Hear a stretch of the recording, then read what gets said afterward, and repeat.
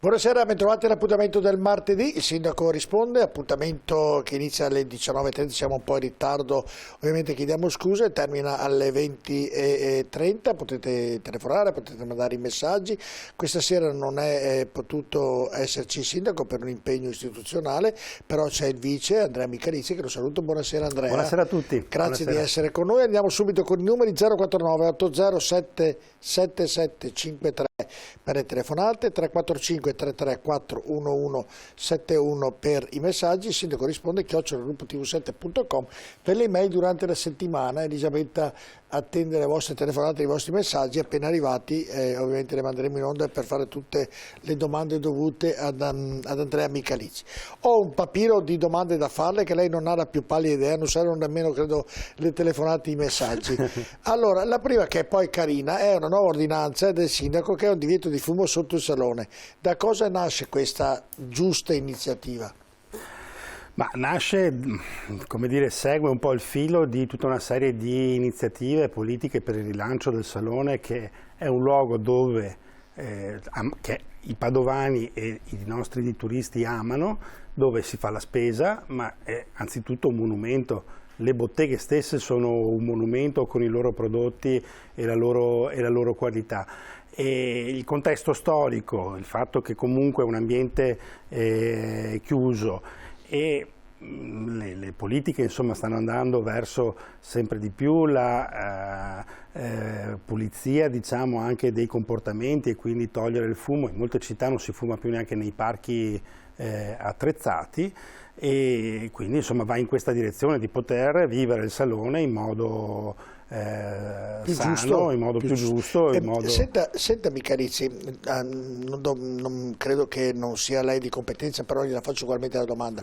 Vedo le piazze sempre più svuotate da banchi di commercianti, e cioè vedo, una volta la piazza delle Erbe era ricca di banchi della frutta, adesso ne vedo molti spazi vuoti. C'è un fuggi generale o è una mia impressione sbagliata? E se è così, non è di competenza, perché dovrebbe rispondere Antonio Bressa, però gliela faccio dato che lei ne sarà a conoscenza, immagino, di questo.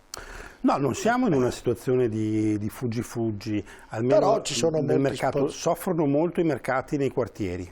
Ecco, lì sì, ci sono alcune situazioni dove si fatica anche a mantenere un interesse. Il centro vive una condizione più favorevole, più privilegiata. Iniziamo a sentire l'onda della crisi sulle botteghe, invece, e dove addirittura anche come dire, botteghe storiche che sono presenti da molto tempo, anche di recente, insomma, ha fatto notizia una bottega, un bar molto frequentato proprio in piazza. L'effetto delle bollette, della crisi economica, insomma, si fa sentire. Il mercato storico tiene per la sua, insomma, però mi sembra che ci siano centralità. meno banchi. È stato fatto ci troviamo anche qualche volta in quella zona lì, e sì. l'impressione che È stato fatto qualche anno fa un intervento di riordino per fare in modo che il mercato potesse essere anche più comodo, più agevole, che ha visto una riduzione di banche, togliere alcune postazioni, per esempio sotto il volto della Corda, dove prima c'erano botteghe, oggi il volto della Corda è libero, e anche una riduzione sul comparto piazze. Non riesco ad essere più preciso ma in effetti così, non è, però oggi se c'è una cosa che mi preoccupa sono più le botteghe che stanno vivendo di quella situazione, mentre domenica c'è stata la manifestazione al Salone aperto con gli assaggi, le degustazioni, e il centro era pieno di padovani, e non perché abbiamo una forte accelerazione di presenza del turismo nella nostra città. Perché abbiamo una bella città, Michalizzi, abbiamo una bella città, via Roma, via Umberto I, Prato della Valle. Quella camminata ormai sembra di essere a Londra, quando uno fa quella passeggiata dal Prato della Valle fino al Petrocchi, fino al comune, insomma sembra proprio ricca di gente. Tutti i giorni, sabato e domenica, difficilmente ci si può passare. Quindi il centro Padova è magnifica davvero, sì. Senta, parlavamo prima e poi mi ha spiegato prima di iniziare la trasmissione del bacino di laminazione a Brusegana, che è molto interessante, e come me l'ha spiegato, se riusciamo a spiegarlo anche ai telespettatori come funziona, quando partiranno, ovviamente augurandoci che non venga il diluvio universale, però come e quando partirà, certo. Se tutto pronto. Adesso vedremo anche le immagini di questo bacino di laminazione. Sì, intanto che cos'è un bacino di laminazione? Perché non sono, come dire, certo, termini e cose molto familiari. È una buca, sostanzialmente, lo dico in modo volgare, ma una vasca quindi che viene realizzata, una vasca, una buca che rimane in materiale naturale, quindi noi vediamo una semplice depressione del terreno che viene sagomato per contenere dell'acqua. In che zona siamo? Siamo nella zona di Brusegana, all'ingresso all'uscita della tangenziale per via dei Colli. Perché lì? Perché quel quartiere, la zona ovest, resta una delle zone più fragili rispetto alla capacità di difendersi dalle bombe d'acqua. Perché può anche commentare le foto, le qua immagini. Si vede che stanno proprio sagomando il terreno per creare questa fossa, questa buca che rimarrà in terra, appunto uno strumento che ci aiuta a difendersi dalle cosiddette bombe d'acqua. Oggi il problema che abbiamo in queste settimane è quello della siccità, ma ovviamente la stagione dell'acqua può arrivare e anche insomma in questi periodi anche, come dire, è auspicabile in modo contenuto. Quindi cosa fa questa vasca? Quando abbiamo il cosiddetto scroscio, quello che in poco tempo fa venire giù tanti millimetri di acqua, le nostre fognature, le nostre tubature vanno in crisi, si riempiono velocemente, hanno bisogno di un aiuto, quindi quella vasca di laminazione è collegata con le condotte principali che durante un'acquazione sono impegnate a far defluire l'acqua, e quindi quando ce n'è tantissima in occasione degli scrosci molto forti fanno confluire quell'acqua proprio in questa enorme buca. Sono quasi 7.000 metri cubi di acqua che può contenere. In questo modo possono contenere le due buche, perché sono due le buche, giusto? Sì, è organizzato con ma sono comunicanti tra di loro? Sotto sì. E quindi in questo modo si dà un vantaggio alle tubature che possono far defluire, scaricare l'acqua in questa fossa e quindi continuare a tirar via l'acqua dai tombini, che è l'acqua che poi insomma è nelle nostre strade, che dobbiamo evitare che si alza, perché quando piove improvvisamente cosa succede? Come quando riempiamo velocemente dal rubinetto una bottiglia che a un certo punto non la contiene più. Abbiamo quel quarto d'ora, quella mezz'ora, quei 40 minuti che alle volte diventano letali, insomma, perché l'acqua arriva tantissima e quindi manda in crisi il nostro sistema.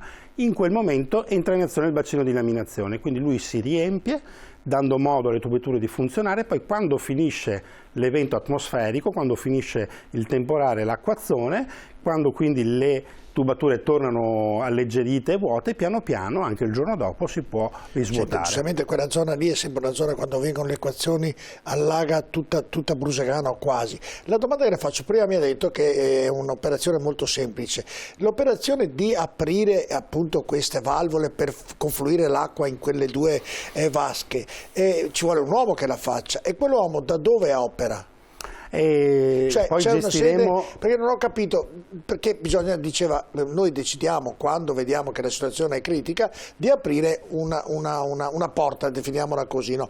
Per aprirla ci vuole una persona umana o un congegno elettronico, ecco, certo. Da dove parte questo congegno, e quando piove deve esserci un uomo reperibile, un uomo che sta lì, com'è? No, ora ormai è tutto automatizzato, gestiremo quell'impianto con il nostro gestore della rete idrica, che è Arcegas APS AMGA, e ormai abbiamo raggiunto anche livelli tecnologici di controllo della rete molto avanzati grazie a sensori, telecamere, e quindi si riesce a controllare lo stato della rete e a eseguire alcune manovre da remoto.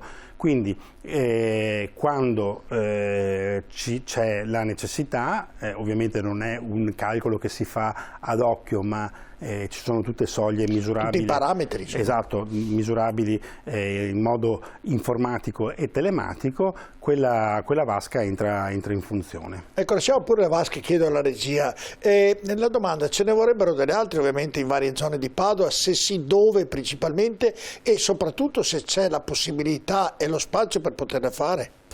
E deve essere un sistema combinato di vasche di contenimento, di condotte capienti per poter far defluire l'acqua e alle volte anche di sistemi di pompaggio per prelevare l'acqua e scaricarla nei nostri canali o nei nostri fiumi. Quindi a seconda insomma, della situazione bisogna gestire queste diverse strategie. Quando piove comunque l'obiettivo è quello di prendere l'acqua che viene giù che scende dal cielo, che inonda le nostre strade, attraverso i tombini farle confluire nelle condotte che poi devono essere scaricate in fiume, quindi qualche volta può essere scaricato per caduta, si dice, per gravità, quando siamo a un'altezza superiore. Alle volte abbiamo la necessità di utilizzare delle vasche di laminazione, dei bacini, come questo qui, che ci aiutano nella gestione del temporale, e altre volte anche di sistemi di pompaggio proprio per utilizzare, per esempio, quando si fa la tangenziale est e si passa sopra il piovego, si vedono delle pompe che se si passa lì in occasione di temporali si vede, come dire, una che arrivano bella attività. Più o meno sulla zona di Volta Barozzo, più o meno. Sono 3 tubi larghi, sì, quelli lì. Esattamente. Senta, quando sarà operativa quella? Sia a Volta Barozzo che sul piovego, si vedono entrambi. Sì. Io ricordo e vedo quelle per la tangenziale che si passa, quelle soprattutto verso Volta Barozzo, da quella zona lì, passando per la tangenziale. Senta, quando saranno e quando sarà tutto pronto qui? Noi dovremmo finire, è un periodo durissimo questo per i cantieri, perché tra costo di materiali... con le date Bicalizzi. Esatto, però dovremmo finire questo inverno verso dicembre. Anche perché le acquazzoni arrivano a giugno, luglio, a settembre. Anche novembre ogni tanto c'è dato, però sì, il problema sono la primavera estate, quindi insomma avremo tutto il tempo sicuramente. Dopo le faccio una domanda, prima di leggere 4 messaggi, non so che questa sia di sua competenza, ma mi è venuto tutte le problematiche che ci sono. Se attraversiamo quella strada c'è l'ospedale dei Colli e lì c'è un problema di parcheggi, non è di sua competenza i parcheggi, vero? Però abbiamo di recente sistemato un parcheggio. Però dietro l'ospedale c'è un prato che una volta si parcheggiava, quello lì perché non si può usufruire come parcheggio? Allora, non so se stiamo parlando della stessa cosa, però abbiamo recentemente asfaltato... il pezzettino in fondo. Il pezzettino in fondo. Io invece dico dietro proprio l'ospedale. Ah, dietro l'ospedale. Bisognerà, come dire, appurare. Devo capire bene quale zona ti riferisci, se è un'area di proprietà comunale. Qui abbiamo creato un po' di vantaggio con questo nuovo lavoro. Anche lì. No, è perché quel parcheggio lì è una storia infinita, insomma, il parcheggio all'ospedale dei Colli, che poi è brutto quando uno deve andare in ospedale per curarsi e non avere la possibilità di parcheggiare, quindi vabbè. Lì ci sono anche le donazioni del sangue, per esempio, quindi... Ci sono molte cose. Messaggi, Elisabetta, cominciamo con il primo. Anni fa è stata fatta una petizione per limitare l'ingresso in via Riccoboni, disastrata e piena di buche, molto trafficate per le frequentatissime scuole Cornaro e Gramsci. In alcune ore noi residenti non riusciamo ad uscire o ad entrare per il notevole flusso di auto. Questa amministrazione faccia qualcosa, lo chiede Giovanni. Vuole rispondere? Sì, ho presente, in effetti nelle ore di punta lì può crearsi probabilmente la petizione è stata inviata al mio collega che si occupa di mobilità, l'assessore Andrea Ragona. Domani lo sento per capire se ha valutato questa proposta. Diamo un altro messaggio, Elisabetta. Abito in via Mortise. Gli automobilisti vanno molto veloce, soprattutto entrando da via del Plebiscito, malgrado il limite di 40. Ma è una strada dove giocano bambini con monopattini o bici, senza strisce pedonali visibili e neppure dossi per rallentare in prossimità di condomini. Sì, penso che da via del Plebiscito, dove una strada dove si corre troppo, vi ricordate c'è stato anche l'incidente, nell'incrocio più avanti, quello con via Baiardi, che è stata una tragedia, si è appurato che è stato un errore automobilistico. Noi dobbiamo fare il possibile per limitare la velocità in città. Alle volte è una cosa che viene percepita come scomoda dagli automobilisti, ma gran parte degli incidenti stradali deriva proprio dall'elevata velocità.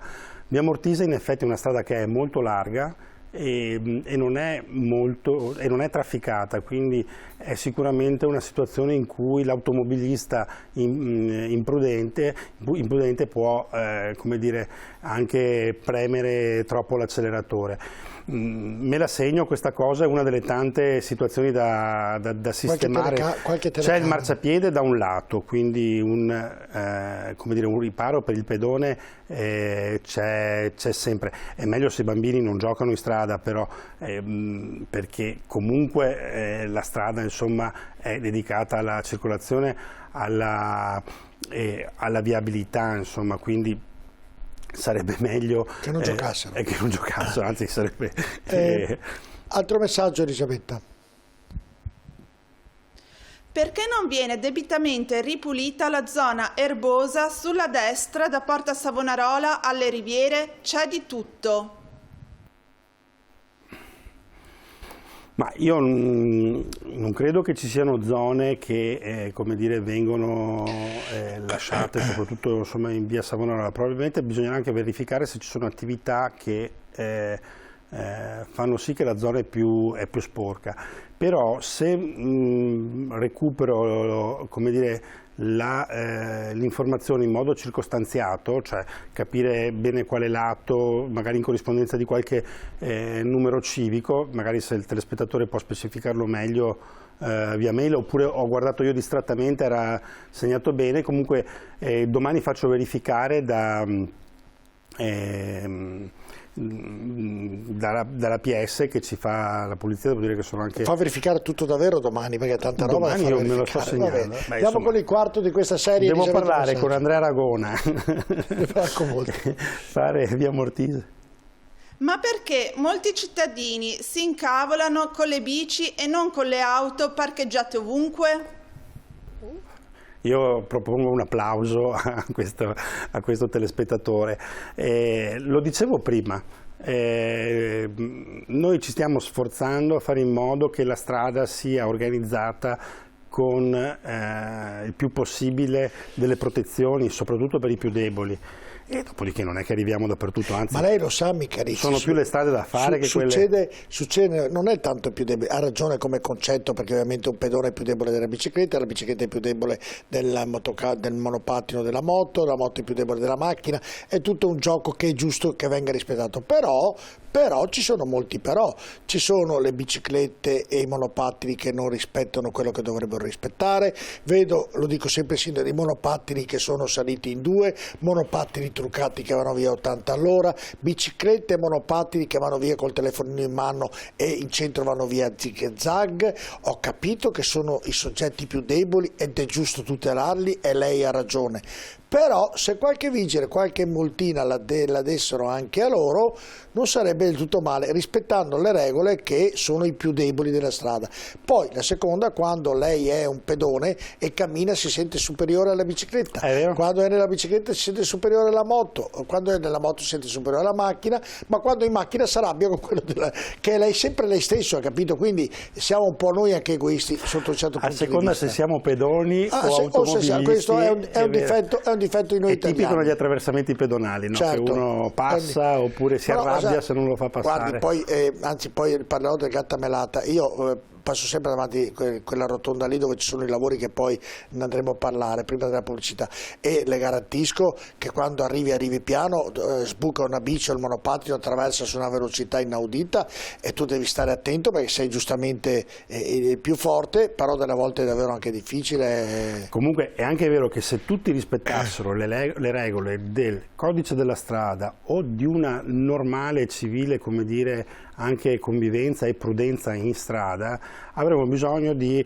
molte meno regole, molto meno, però noi dobbiamo attrezzare le strade perché siano sicure, perché guardate, noi abbiamo anche affinato un sistema di monitoraggio degli incidenti stradali, quindi ora sappiamo esattamente dove avvengono, quelli dove esce la polizia municipale, quindi abbiamo una casistica precisa proprio al centimetro, e anche l'esito è un lavoro che deve fare una città civile, è quello di ridurre il più possibile il numero di feriti e di morti in strada. Giusto, e quindi è vero che il mezzo più piccolo è, più indisciplinato è, perché quando siamo a piedi piuttosto alle volte che fare 10 metri e passare e attraversare la strada sulle strisce pedonali, se magari il posto dove dobbiamo andare è lì di fianco, insomma siamo tentati di attraversare. Ci diamo padroni della terra. Esatto, a seconda di... Ma tutti è compreso sottoscritto? La bicicletta che sale nel marciapiede, sale e scende per evitare un ostacolo, alle volte l'ostacolo però potrebbe essere rimosso, quindi regolare bene una strada con il proprio marciapiede, la propria pista ciclabile, l'attraversamento pedonale sicuro, insomma è importante. Purtroppo sono tantissimi ancora i posti dove le condizioni di sicurezza non ci sono. Noi puntiamo a fare in modo che man mano che come dire, sistemiamo, miglioriamo, creiamo anche maggiori condizioni. State facendo un bel lavoro di fronte allo Iovo, l'avete fatto, state continuando su via Gattamelata. Quello è importante perché vedo molte volte che parcheggiano le macchine lì e le cercando di rispettare anche chi parcheggia, perché per esempio lì alle volte la mancanza di regole creava un conflitto che è un peccato che ci sia, perché il ciclista o il pedone o anche l'automobilista che vedeva la macchina parcheggiata lì dove non si poteva, allora la macchina rappresenta un ostacolo per il ciclista e quindi è un comportamento sbagliato, però noi dovremmo anche dare l'opportunità di parcheggio, e lì in quella zona succedeva sempre perché c'è l'esigenza di parcheggio. La nuova pista ciclabile lì in via Gattamelata, eccola lì, prevede non solo uno spazio per i ciclisti, ma realizzeremo anche una bella striscia di parcheggio esattamente come abbiamo fatto anche perché ci sono molti operai che vanno a mangiare. Perché non è che chi parcheggia è un criminale. Ci sono molti operai che l'ora di pranzo vanno a mangiare nella trattoria proprio lì di fronte. Quindi... Chi parcheggia male fa una cosa sbagliata, bisognerebbe, quindi il messaggio deve essere quello. Però alle volte dobbiamo anche fare attenzione che i servizi ci siano. Torno indietro con le immagini, Marco, Claudio, una domanda e poi la pubblicità. È una domanda, la prenda come tale, certo. non di molta importanza. Sotto lì c'è un bel terreno vuoto vicino alle mura, lì non si poteva fare un parcheggio? No, mi opporrò con tutte le mie forze sempre. Per quale motivo? Hai capito? Eccolo qui. Sì, ho riusciamo capito, a bloccare l'immagine, tanto... bravissima la regia poco prima, eccolo qui. Eccolo qua. Sì. Lì non si poteva ogni fare tanto nulla. emerge insomma questa cosa, perché lì la necessità di parcheggio. Ho capito che è brutto, però... Penso anche al quartiere San Camillo, loro sono invasi da tutto l'indotto dell'ospedale che invade anche le strade del quartiere, ma quella è la fossa della Mura. E quindi ho capito. Se fate caso, in tutta la circonferenza della città è rispettata. Però se lei va a Soave c'è il parcheggio proprio di fronte alla Mura e non è neanche fatto male, con 2 o 3 alberi, fatto bene, non so se ha presente. Ma noi... Prima di entrare nelle mura di Soave ci sono i parcheggi che proprio sono a 5 metri dalle mura e fatti l'esempio bene. Si trova sempre, ma noi dobbiamo ispirarci agli esempi positivi, dobbiamo lavorare sulla è tutto vero, però purtroppo il problema del parcheggio, lei lo sa benissimo, qui a Padova è un problema che ormai si ripete giorno dopo giorno con lamentele da parte di tutti. Finché non ci sarà il tram, finché non ci saranno i posti scambiatori dove ci saranno i parcheggi, uno può anche pensare, anche se rispetto ed è giusto il pensiero delle mura, e quindi... Comunque là mi piace dire, sì, perché c'è un monumento, lì mi piace dire che riusciamo a organizzare un intervento che trova lo spazio per i pedoni, allarga la pista ciclabile in altezza, in quota marciapiede, quindi non sarà più una striscia a terra e in sicurezza, trova anche e segna dei posti auto per chi cerca parcheggio in quella zona e si restringe la carreggiata della macchina. Si restringe la carreggiata della macchina, quindi se andiamo più piano non... No, ma lì bisogna andare piano per forza. Esatto, sì, soprattutto nelle ore di punta. Anche lì dico perché la faccio spesso. E c'è anche l'illuminazione nuova lì, perché un altro elemento di sicurezza su via Gattamelata dopo parliamo quello. Che quella sotto i portici, dopo parliamo anche di questo, perché lì purtroppo nel farla ci sono code interminabili. Rimanete con noi a tra poco.